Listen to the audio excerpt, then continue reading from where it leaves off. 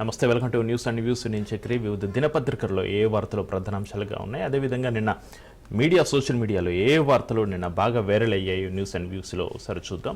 ఇక ముందుగా ఈనాడు దినపత్రికలో ఏ వార్తలు ప్రధానాంశాలుగా నిలిచాయో చూద్దాం. ముందుగా తెలంగాణలో అడవులపైకి బుల్డోజర్లు తోలుతున్నారు, ఆ రాష్ట్ర ప్రభుత్వ ప్రజలకు ఇచ్చిన వాగ్దానాలను మరిచింది అంటూ ఒక ప్రధాన వార్తనైతే మనం ఈనాడు దినపత్రికలో చూడవచ్చు. కర్ణాటక, హిమాచల్లోనూ ఆ పార్టీ ప్రభుత్వాల తీరు అలాగే ఉంది. కాంగ్రెస్ అంటే విశ్వాసఘాతుకం, బీజేపీ అంటే సత్యానికి ప్రతీక, ప్రధాని నరేంద్ర మోడీ వ్యాఖ్యలు. అయితే సోమవారం హర్యానాలోని యమునానగర్లో వివిధ అభివృద్ధి పనులకు ప్రధాని శ్రీకారం చుట్టారు. అనంతరం అక్కడ ఏర్పాటు చేసిన బహిరంగ సభలో ప్రసంగించారు. హర్యానాలో మూడోసారి అధికారులకు వచ్చిన వెంటనే ప్రజలకు ఇచ్చిన వాగ్దానాల అమల్లో బీజేపీ ప్రభుత్వం నిమగ్నమైంది అంటూ మాట్లాడుతున్నాయి. అయితే కాంగ్రెస్ పైన ఈ వ్యాఖ్యలు అయితే చేయడం జరిగింది. అయితే కాంగ్రెస్ అంటే విశ్వాసఘాతుకమని, బీజేపీ అంటే సత్యానికి ప్రతీక అని ప్రధాని నరేంద్ర మోడీ పేర్కొన్న పరిస్థితి. తెలంగాణలోని కాంగ్రెస్ ప్రభుత్వ ప్రజలకు ఇచ్చిన వాగ్దానాలను మర్చిపోయి అడవులపైకి బుల్డోజర్లను తొలడంతో నిమగ్నమైందని ఆరోపించారు. అయితే ఇంతకుముందు చెప్పుకున్నట్టుగా హర్యానాలోని యమునానగర్లో వివిధ అభివృద్ధి పనులకు ప్రధాని శ్రీకారం చుట్టిన అనంతరం అక్కడ ఏర్పాటు చేసిన బహిరంగ సభలో ప్రసంగించడం జరిగింది. అయితే కాంగ్రెస్ పాలిత రాష్ట్రాల్లోని ప్రభుత్వాలు మాత్రం ప్రజా విశ్వాసఘాతకానికి పాల్పడుతున్నాయి, తెలంగాణలో ప్రకృతికి నష్టం కలిగిస్తున్నారు, జంతువులను ప్రమాదంలోకి నెడుతున్నారు, ఇదే కాంగ్రెస్ పనితీరు అంటూ ఆయన విమర్శించడం జరిగింది. మేము హర్యానాలో చెత్త నుంచి కూడా సంపద సృష్టిస్తుంటే తెలంగాణలో వాళ్ళు దట్టంగా పెరిగిన అడవులను కుక్కడి వేలతో పెకిలించి వేస్తున్నారు. కాంగ్రెస్ అధికారంలో ఉన్న హిమాచల్ ప్రదేశ్లో అభివృద్ధి కార్యక్రమాలన్నీ స్తంభించిపోయాయి. కర్ణాటకలో ప్రతిదీ ఖరీదైపోయింది. అక్కడ ఈ కాంగ్రెస్ ప్రభుత్వం వస్తువు పైన పన్ను పెంచినట్లుగా సామాజిక మాధ్యమాల్లో చూశాను. కర్ణాటకను కాంగ్రెస్ అవినీతిలో నంబర్ 1 చేసిందని ముఖ్యమంత్రి సన్నిహితులు ప్రకటించారు. ప్రజల ముందు 2 ప్రభుత్వ నమూనాలు ఉన్నాయి. ఒకవైపు కాంగ్రెస్ నమూనా, అది మొత్తం అబద్ధమే అని నిరూపితమైంది.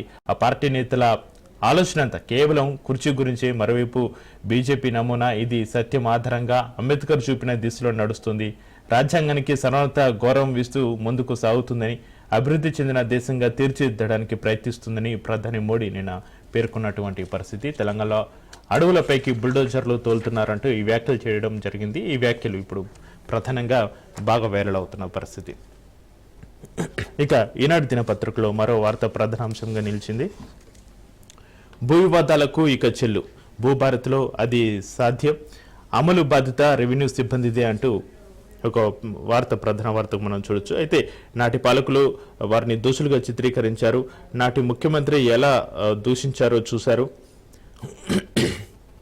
రెవెన్యూ శాఖపై సృష్టించిన అపోహల్ని తొలగించుకునేలా పనిచేద్దాం, సీఎం రేవంత్ రెడ్డి పోర్టల్ ప్రారంభించిన ముఖ్యమంత్రి అంటూ హెడ్లైన్స్ మనం చూడొచ్చు. అయితే నిన్న రిమోట్తో భూభారతి పోర్టల్ ప్రారంభిస్తున్న సీఎం రేవంత్ రెడ్డి, చిత్రంలో జూపల్లి కృష్ణారావు, పొన్నం ప్రభాకర్, గుత్తా సుఖేందర్ రెడ్డి, పొంగులటి శ్రీనివాసరెడ్డి, బట్టి విక్రమార్క, గడ్డం ప్రసాద్ కుమార్, ఉత్తమ్ కుమార్ రెడ్డి, శ్రీధర్ బాబు తదితరులు ఉన్నటువంటి ఈ ఇమేజ్ని మనం ఈనాడు దినపత్రికలో మనం చూడొచ్చు. ఇక వివరాలకు వెళ్తే, భూ వివాదాలు లేని తెలంగాణ లక్ష్యంగానే తమ ప్రభుత్వం భూభారతి చట్టాన్ని తీసుకొచ్చిందని ముఖ్యమంత్రి రేవంత్ రెడ్డి పేర్కొన్న పరిస్థితి. ప్రజల సమస్యలకు శాశ్వత పరిష్కారం చూపించాలన్న తపనతోనే ఈ చట్టాన్ని వారికి అంకితం చేస్తుందన్నారు. భూభారతి పోర్టల్ ముఖ్యమంత్రి రేవంత్ రెడ్డి హైదరాబాద్లోని శిల్పకళా వేదికలో సోమవారం ఆవిష్కరించారు. ఈ సందర్భంగా ఆయన మాట్లాడారు. తెలంగాణ ప్రాంతంలో 100 ఏళ్ల నుంచి భూమి చుట్టూనే పోరాటాలు జరిగాయి. నాడు కొమరం భీం జల్ జంగల్ జమీన్ నినాదంతో పోరాటం చేసిన నిజాంకు వ్యతిరేకంగా భూమి కోసం, భుక్తి కోసం చాకలి ఐలమ్మ, దొడ్డి కొమరయ్య పోరాటం చేసిన భూమితో వారికున్న అనుబంధం నుంచి పుట్టుకొచ్చినవే. ఆ పోరాటాల నుంచి ఏర్పడిన రెవెన్యూ చట్టాలు భూ సమస్యలకు శాశ్వత పరిష్కారం చూపాలని నాటి కాంగ్రెస్ ప్రభుత్వం, అప్పటి ప్రధాని ఇందిరాగాంధీ భావించారని, భూమిపై చర్చ ఎప్పుడు వచ్చినా కూడా బుర్గుల రామకృష్ణారావు దగ్గర నుంచి పివి నరసింహరావు వరకు చేపట్టిన భూ సంస్కరణలు గుర్తుకొస్తాయంటూ సీఎం రేవంత్ రెడ్డి నిన్న మాట్లాడిన వ్యాఖ్యలను అయితే మనం ఇక్కడ ప్రధాన వార్తగా మనం చూడొచ్చు. ఇక మోసపూరిత రికార్డుల రద్దుకు భూభారత్లో అవకాశం, ప్రభుత్వ ఎసెంట్ భూముల రక్షణకు సీసీఎల్ఏ అధికారులు ఏటా డిసెంబర్ 31న గ్రామ రెవెన్యూ రికార్డుల ముద్రణ ఉంటుంది. పాస్ పుస్తకాలు, భూధారపై అభ్యంతరాలుంటే అప్పీల్ చేసుకోవచ్చు అంటూ కూడా నిన్న పేర్కొనడం జరిగింది. అయితే మనిషికి ఆధార్ కార్డు లాగే భూమికి భూధార తెచ్చాం, ప్రతి కమతానికో నెంబరు ఇద్దాం, ప్లాట్లకు సరిహద్దులు నిర్ణయించినప్పుడు వ్యవసాయ భూముల్ని పక్కగా కొలిచి సరిహద్దులు నిర్ణయించడంలో పెద్ద సమస్య ఏముంటుంది, రాబోయే రోజుల్లో భూములకు పక్కగా హద్దులు నిర్ణయించి భవిష్యత్తులో ఎలాంటి ఇబ్బందులు లేకుండా చూసుకుందాం. కొంతమంది వ్యక్తులు దురుద్దేశంతో రెవెన్యూ శాఖపై సృష్టించిన అపోహల్ని తొలగించుకునే బాధ్యత మనందరిది అంటూ సీఎం రేవంత్ రెడ్డి నిన్న వ్యాఖ్యానించడం జరిగింది. ఇంకా మరో వార్త, గిగ్ వర్కర్లకు భరోసా అంటూ కూడా మరో హెడ్లైన్ మనం చూడొచ్చు. ఉద్యోగ భద్రత బీమా కల్పనకు ప్రత్యేక బోర్డు ముసాయిదా బిల్లు రూపొందించిన కార్మికుల శాఖ ప్రజాభిప్రాయ సేకరణ అనంతరం తుది రూపు. మే 1కి బిల్లు అమల్లోకి 4 లక్షల మందికి లబ్ధి అంటూ హెడ్లైన్స్ చూడొచ్చు. అయితే రాష్ట్రంలో పనిచేస్తున్న గిగ్ ప్లాట్ఫామ్ వర్కర్లకు సంక్షేమం, సామాజిక భద్రత, బీమా తదితర సదుపాయాలు కల్పించేందుకు కార్మిక శాఖ తెలంగాణ గిగ్ అండ్ ప్లాట్ఫామ్ వర్కర్ల రిజిస్ట్రేషన్, సామాజిక భద్రత, సంక్షేమం ముసాయిదా బిల్లు రూపొందించింది. ఈ బిల్లుపై ఈ నెల 28 వరకు అభ్యంతరాలు స్వీకరించి తుది ముసాయిదా సిద్ధం చేయనుంది అంటూ ఈ వార్తను మనం చూడొచ్చు. అయితే నిన్న ఒక ప్రధాన వార్త కూడా నిన్న సోషల్ మీడియాలో బాగా వైరల్ అయిన పరిస్థితి. అయితే మెహుల్ చోక్సీ అరెస్ట్ అంటూ ఈనాడులో కూడా ఈ వార్తను మనం చూడొచ్చు. ఈనాడు దినపత్రికలో ప్రధాన వార్తగా బెల్జియంలో అదుపులోకి వజ్రాల వ్యాపారి, 1000 కోట్ల రూపాయల ఎగవేత కేసులో భారత విజ్ఞప్తికి స్పందన, ఏడాది కిందటే ఆ దేశానికి నిందితుడు అంటూ హెడ్లైన్ మనం చూడొచ్చు. అయితే ఇతని ఈ వార్తకు సంబంధించి డెప్త్కి వెళ్తే, పంజాబ్ నేషనల్ బ్యాంకు నుంచి పిఎస్బి 1000 కోట్ల రూపాయల రుణాలను తీసుకుని ఎగ్గొట్టి విదేశాలకు పారిపోయిన వజ్రాల వ్యాపారి మెహుల్ చోక్సీ బెల్జియంలో అరెస్ట్ అయ్యాడు. ఏడాది కిందటే ఆ దేశానికి వచ్చిన అతడిని తమకు అప్పగించాలంటూ భారత దర్యాప్తు సంస్థలు, సిబిఐ, ఎన్ఫోర్స్మెంట్ డైరెక్టరేట్ ఈడీ చేసిన అభ్యర్థన కారణంగానే అక్కడి అధికారులు అదుపులోకి తీసుకున్నారు. సోమవారం దర్యాప్తు సంస్థలు అతడి అరెస్టుకు ధృవీకరించిన పరిస్థితి. అయితే చోక్సీని పరారులో ఉన్న అంతర్జాతీయ ఆర్థిక నేరస్తుడిగా ప్రకటించాలంటూ ఈడీ చేసిన అభ్యర్థన 7 ఏళ్లుగా కోర్టులో పెండింగ్లో ఉంది. పిఎన్బిపిని దాదాపు 13,000 కోట్లకు మోసగించిన కేసులో మెహుల్ చోక్సీ నిందితుడు. ఈ కేసులో అతడి మేనల్లుడు నీరవ్ మోడీ మొదటి ముద్దాయి. నీరవ్ మోడీని ఇప్పటికే పరారులో ఉన్న ఆర్థిక నేరస్తుడిగా ప్రకటించారు. అయితే 2019 నుంచి అతను లండన్ జైల్లో నిర్బంధంలో ఉన్నాడు అంటూ ఈ వార్తని మెహుల్ చోక్సీ అరెస్టుకి సంబంధించి వార్తను ప్రధాన వార్తగా మనం చూడొచ్చు. ఇక కొలువుల జాతర అంటూ మరో హెడ్లైన్ మనం చూడొచ్చు. నోటిఫికేషన్లకు ప్రభుత్వం సమయతం, 20,000 పోస్టుల భర్తీకి అవకాశం, నెలాఖరులోగా ప్రక్రియ ప్రారంభం, త్వరలో ఖాళీల గుర్తింపు అంటూ ఒక వార్తని చూడొచ్చు. ఇదైతే నిరుద్యోగులకు శుభవార్త అని చెప్పాలి. రాష్ట్రంలో కీలకమైన ఎస్సీ వర్గీకరణ పూర్తి కావడంతో ప్రభుత్వ ఉద్యోగుల భర్తీకి నోటిఫికేషన్ల జారీకి ప్రభుత్వం సమ్మేతం అవుతున్న పరిస్థితి మనం చూస్తున్నాం. టీజీపీఎస్సీ, పోలీసు, గురుకుల, వైద్య నియామక సంస్థల ద్వారా పోస్టులను భర్తీ చేయనుంది. ఈ నెలాఖరులోగా ఉద్యోగ ప్రకటనల జారీ ప్రక్రియ మొదలు పెట్టాలని ప్రభుత్వం యోచిస్తుంది. వివిధ విభాగాల వారిగా ఖాళీల గుర్తింపు ప్రక్రియ పూర్తి చేసి నియామకాలను అవసరమైన ప్రతిపాదనలు సిద్ధం చేయనుంది అంటూ వార్తను మనం చూడొచ్చు. అయితే ఈ నెలాఖరులోగా ఉద్యోగ ప్రకటన జారీ చేస్తామని కూడా ప్రభుత్వం చెబుతుంది. అయితే వివిధ విభాగాల్లో ఈ ఖాళీలను తొందరగా గుర్తించి ఈ నోటిఫికేషన్ తొందరగా ఇస్తే నిరుద్యోగులకు కొంచెం ఊరట అని చెప్పుకోవచ్చు. ఇక అది పూర్తిగా ప్రభుత్వ భూమి అంటూ మరో హెడ్లైన్ మనం చూడొచ్చు. కంచగచ్చిబౌలి భూమిపై రాష్ట్ర ప్రభుత్వం స్పష్టీకరణ, సుప్రీంకోర్టుకు అఫిడవిట్ సమర్పణ అంటూ హెడ్లైన్ మనం చూడొచ్చు. కంచగచ్చిబౌలిలోని 400 ఎకరాల భూమి రాష్ట్ర ప్రభుత్వందేనని, అది అటవీ భూమి కాదని తెలంగాణ ప్రభుత్వం సుప్రీంకోర్టుకు సమర్పించిన అఫిడవిట్లో స్పష్టం చేస్తుంది. ఈ భూమి ఎప్పుడు అటవీ రికార్డులో లేదంది. అయితే వివిధ ప్రభుత్వ అవసరాల కోసం రాష్ట్ర ప్రభుత్వ బుల్డోజర్ల ద్వారా ఆ భూమిని చదును చేయడం వివాదాస్పదంగా మారడంతో జస్టిస్ బిఆర్ గవే నేతృత్వంలోని సుప్రీంకోర్టు ధర్మాసనం ఈ కేసును సుమోటుగా విచారించి వెంటనే అక్కడి కార్యకలాపాలపై స్టే విధించడంతో పాటు 5 అంశాలకు సమాధానం ఇస్తూ ఈ నెల 16 లోపు అఫిడవిట్ దాఖలు చేయాలని ఆదేశించిన పరిస్థితి. అయితే అటవీ భూమిగా చెబుతున్న ప్రాంతంలో చెట్లను కొట్టివేయడంతో పాటుగా భద్రత, ఇతరత్ర అభివృద్ధి కార్యకలాపాలు చేపట్టాల్సిన అత్యవసర పరిస్థితి ఏమొచ్చిందని అడిగింది. ఇక మరో ప్రశ్న, రాష్ట్ర ప్రభుత్వం ఎంచుకున్న అభివృద్ధి కార్యకలాపాలకు పర్యావరణ ప్రభావం మదింపు ధ్రువపత్రం ఉందా అంటూ కూడా మరో ప్రశ్న సంధించిన పరిస్థితి. చెట్ల నరికివేతకు అటవీ ఇతర స్థానిక చట్టాల కింద అవసరమైన అనుమతులు ఉన్నాయంటూ కూడా అడిగిన పరిస్థితి. ఆ వార్తను మనం చూడొచ్చు. ఇక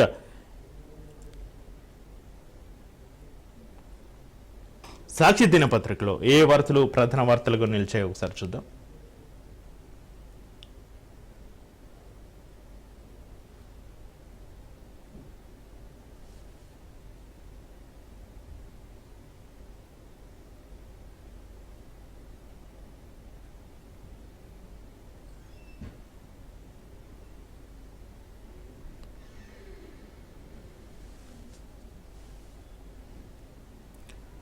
ఆధార్ల భూభారతి పోర్టల్ ఆవిష్కరణ సభలో ముఖ్యమంత్రి రేవంత్ రెడ్డి అంటూ ప్రధాన వార్తగా మనం చూడొచ్చు హెడ్లైన్ తోటి.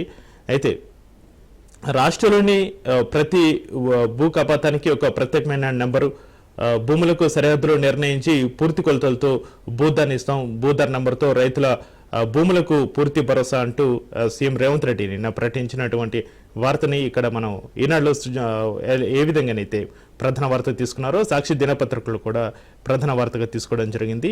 అయితే ఈ వార్త హైలైట్గా నిలుస్తుంది. భూభారతి పోర్టల్ ఆవిష్కరణ సభలో ముఖ్యమంత్రి రేవంత్ రెడ్డి తాగునీటి సమస్యపై తస్మాత్ జాగ్రత్త, వేసవిలో ఎక్కడ ప్రజలు ఇబ్బంది పడకూడదు, ప్రతి గ్రామంలో తాగునీటి వనరులు సరఫరా పర్యవేక్షించాలి, కలెక్టర్ సదస్సులో ముఖ్యమంత్రి రేవంత్ రెడ్డి అనే వార్తను కూడా మనం చూడొచ్చు. ఇక బుల్డోజర్ల ప్రయోగంలో రేవంత్ సర్కారు బిజీ, ప్రధాని మోడీ ధ్వజం, తెలంగాణ ప్రభుత్వం అడవులపై బుల్డోజర్లు ప్రయోగిస్తుంది, జంతువులను ప్రమాదంలో పడేసేలా వ్యవహరిస్తుంది, ఎన్నికల్లో ప్రజలకు ఇచ్చిన హామీలను విస్మరించిందన్న సీఎం. అయితే నిన్న తెలంగాణ ప్రభుత్వ ప్రకృతిని నాశనం చేసేలా, జంతువులను ప్రమాదంలో పడేసేలా వ్యవహరిస్తుంది, అడవుల్ని ధ్వంసం చేస్తుంది, వాటిపై బుల్డోజర్లు ప్రయోగిస్తుందంటే ప్రధాని మోడీ వ్యాఖ్యానించడం జరిగింది. హర్యానాలోని హిసార్లో నిర్వహించిన కార్యక్రమంలో మాట్లాడుతున్న ప్రధాని అంటూ ఇక్కడ ఇమేజ్ను కూడా మనం చూడొచ్చు. కొలువుల జాతర మొదలు పెడతాం, ఎస్సీ వర్గీకరణ అమలుకి రావడంతో ఉద్యోగుల భర్తీకి మార్గం సుగమం, శాఖల వారీగా ఖాళీల ఖరారుకు త్వరలో సమావేశం నిర్వహిస్తాం, మంత్రి ఉత్తమ్ కుమార్ రెడ్డి వెల్లడి, ఎస్సీ వర్గీకరణ ఉత్తర్వులు విడుదల అంటూ కూడా సాక్షి పేపర్లో మనం ప్రధాన వార్తకు చూడొచ్చు.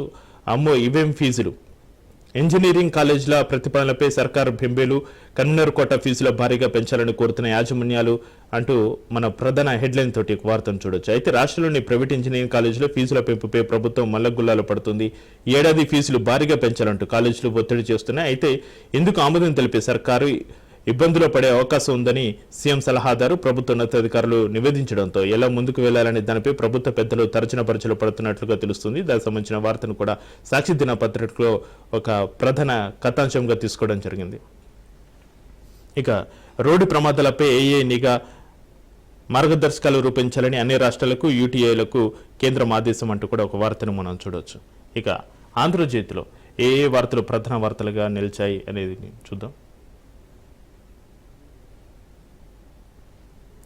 ఇక ఆంధ్రజ్యోతిలో కూడా భూభారతి రైతుల చుట్టం, చెప్పినట్లే బంగాళాఖాతంలోకి ధరణి పీడకల అంటూ హెడ్లైన్ తోటి ఈ వార్తను తీసుకోవడం జరిగింది.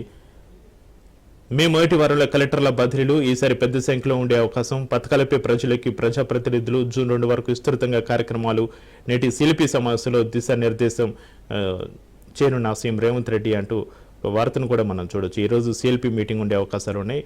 ఇక భూ వివాదాలు లేని తెలంగాణ మా లక్ష్యం, గత సర్కార్ రెవెన్యూ సిబ్బందిని దొంగల్లాగా చూపించింది, చట్టాలని చట్టంగా మార్చి 1000 ఎకరాలు కొలగొట్టారు, రైతులు అన్నం పెట్టి గౌరవించేలా సమస్యను తీర్చండి, రెవెన్యూ సిబ్బందికి ముఖ్యమంత్రి రేవంత్ రెడ్డి పిలుపు అంటూ నిన్న భూభారతి పోర్టల్ను ఆవిష్కరించిన సందర్భంగా సీఎం రేవంత్ రెడ్డి చేసిన వ్యాఖ్యలు మనం చూడొచ్చు. భూభారతి పోర్టల్ను ఆవిష్కరిస్తున్న ముఖ్యమంత్రి రేవంత్, చిత్రంలో బట్టి పొంగులెట్టి, ప్రసాద్ కుమార్ గుత్తా అంటూ ఈ ఇమేజ్ను కూడా మనం చూడొచ్చు.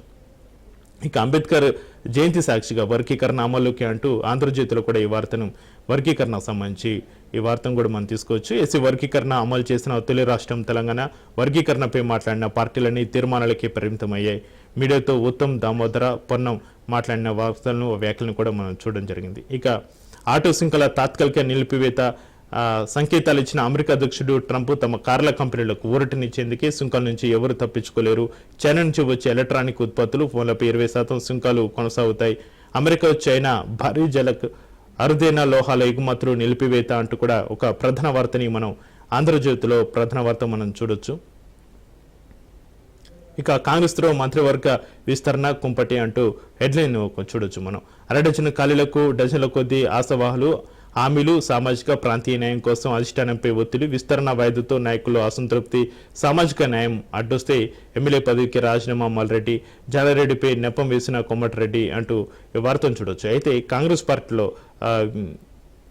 ఉన్న మంత్రివర్గ విస్తరణకు సంబంధించి మంత్రులకు ఆశావాహాలు అయితే రోజు రోజుకు పెరుగుతున్న పరిస్థితులలో ఈ కాంగ్రెస్ నేతల్లోనే అంతర్గత కుమ్మలాటలు అయితే మనం చూస్తున్నాం. దానికి సంబంధించి ఈరోజు టీపీసీసీ మీటింగ్ ఉండే అవకాశం అయితే ఉంది. ఇక తెలంగాణ అడవులపైకి బుల్డోజర్లు వన్యప్రాణులకు ప్రమాదంలో పడేయడం పర్యావరణ విధ్వంసమే కాంగ్రెస్ శైలి, కంచగచ్చిబౌలి భూముల వివాదంపై పరోక్షంగా ప్రధాని మోడీ ఆరోపణలు అంటూ హర్యానాలో ప్రధాని మోడీ పర్యటన సందర్భంగా వారు చేసిన వ్యాఖ్యల్ని ఇక్కడ ఆంధ్రజ్యోతిలో కూడా ప్రధాన వార్తగా తీసుకోవడం జరిగింది. ఇక నమస్తే తెలంగాణలో ఏ వార్తలు ప్రధాన వార్తలుగా నిలిచాయో చూద్దాం.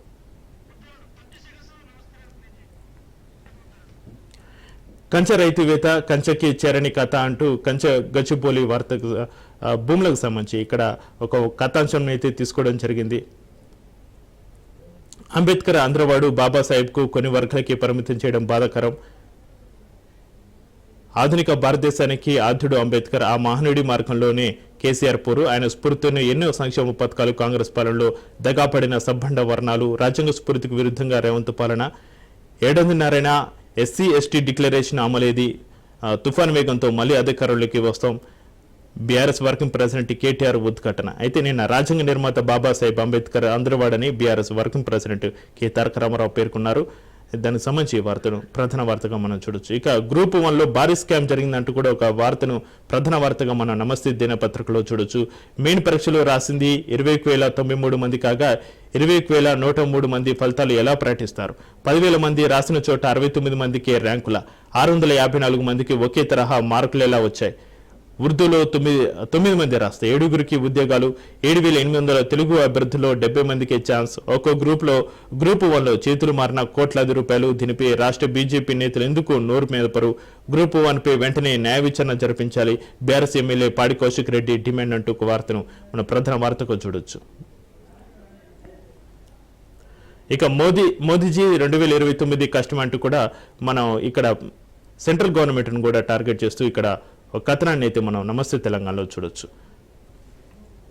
ఇక సోషల్ మీడియాలో వివిధ వార్తలు అయితే నిన్న చక్కర్లు కొట్టినాయి. అందులో ప్రధానంగా ఒక వార్తను మనం చూసుకున్నట్టయితే కాటికి సైతం కలిసే పయనం అంటూ ఒక వార్తను మనం ప్రధాన వార్తగా చూడొచ్చు. భర్త మృతిని తట్టుకోలేక భార్యకు గుండెపోటు, భార్య మృతదేహాన్ని చూస్తూ ప్రాణాలు వదిలిన భర్త. నల్గొండ ఖమ్మం జిల్లాలో 2 వేరువేరు ఘటనలు అయితే నిన్న చోటు చేసుకున్నాయి. అయితే ఈ ఘటనలకు సంబంధించి పూర్తి వివరాలు, కష్టమైనా సుఖమైనా కడదాకా కలిసి బతకాలని అగ్నిసాక్షిగా అడుగులు వేశారు. ఆ మేరకు ఒకరి కోసం ఒకరు బతికారు. లేమిని సమానంగా స్వీకరించారు. ఒకరిని విడిచి మరొకరు ఉండలేని పరిస్థితి, అనూహ్య పరిస్థితుల్లో కాటికి సైతం కలిసి వెళ్లిన పరిస్థితి అయితే నిన్న చర్చనీయాంశంగా మారింది. అనన్య దాంపత్యానికి ప్రేమకు సాక్షులుగా నిలిచారు. హృదయ విదారకమైన ఈ 2 ఘటనలు వేరువేరు ప్రాంతాల్లో చోటు చేసుకున్నాయి. స్థానికులు తెలిపిన ప్రకారం నల్గొండ జిల్లా మునుగోడు మండలం వలివేల గ్రామానికి చెందిన దుబ్బ శంకరయ్య, లక్ష్మి ఉపాధి నిమిత్తం 20 ఏళ్ల క్రితం హైదరాబాద్కు వలస వెళ్లారు. అక్కడ శంకరయ్య ఒక ప్రైవేట్ ఆసుపత్రిలో పనిచేసేవారు. పిల్లలు కలగకపోవడంతో ఒక కుమారుడిని పెంచుకుంటున్నారు. శంకరయ్య కొద్ది నెలలుగా హృదయ సంబంధిత సమస్యతో బాధపడుతూ ఆదివారం గుండెపోటుతో మృతి చెందారు. మృతదేహాన్ని సొంతూరు పలివెలకు తీసుకొచ్చారు. భర్త మరణాన్ని తట్టుకోలేక లక్ష్మి తీవ్రంగా రోధించారు. ఎందుకు ఎంతమంది ఓదార్చినా కూడా ఆమె బాధ తీరలేదు. ఈ నేపథ్యంలో సోమవారం ఉదయం భర్త మృతదేహం పక్కనే కుప్పకొలడంతో ఆసుపత్రిలో చేర్పించారు. అక్కడ చికిత్స పొందుతూనే లక్ష్మి ప్రాణాలు విడిచారు. ఒకరోజు వ్యవధిలోనే భార్యాభర్తలు ఇద్దరు మృతి చెందడం, ఇద్దరు అంత్యక్రియలను ఒకచోట నిర్వహించడంలో చూసిన ప్రతి ఒక్కరూ కంటతడి పెట్టుకున్న పరిస్థితి అయితే నిన్న మనం చూడొచ్చు. ఇక భార్య మరణాన్ని తట్టుకోలేక అంటూ మరో వార్తను కూడా మనం చూడొచ్చు. ఖమ్మం జిల్లా నెలకొండపల్లి మండలం రామచంద్రపురానికి చెందిన బూదటి యశోద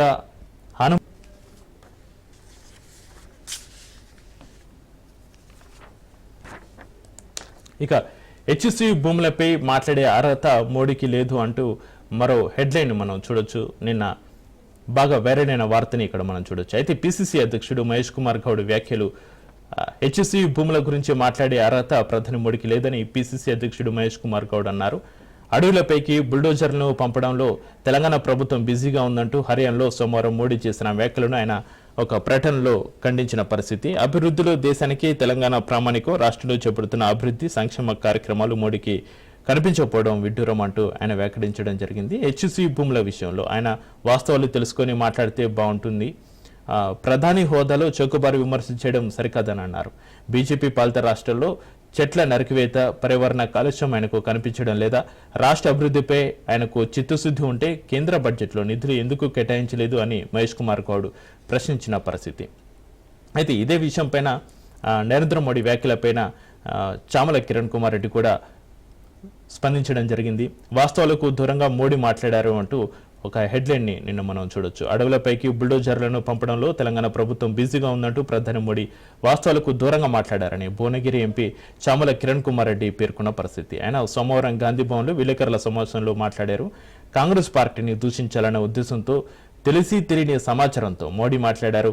తెలంగాణలో కాంగ్రెస్ ప్రభుత్వం అమలు చేస్తున్న అభివృద్ధి సంక్షేమ పథకాల సమాచారాన్ని ప్రధాని కార్యాలయం తెప్పించుకొని తెలుసుకొని మాట్లాడితే బాగుంటుందంటూ కూడా నిన్న భువనగిరి ఎంపీ చామల కిరణ్ కుమార్ రెడ్డి ఆయన స్పందించి మాట్లాడిన వార్తనైతే మనం నిన్న చూడొచ్చు.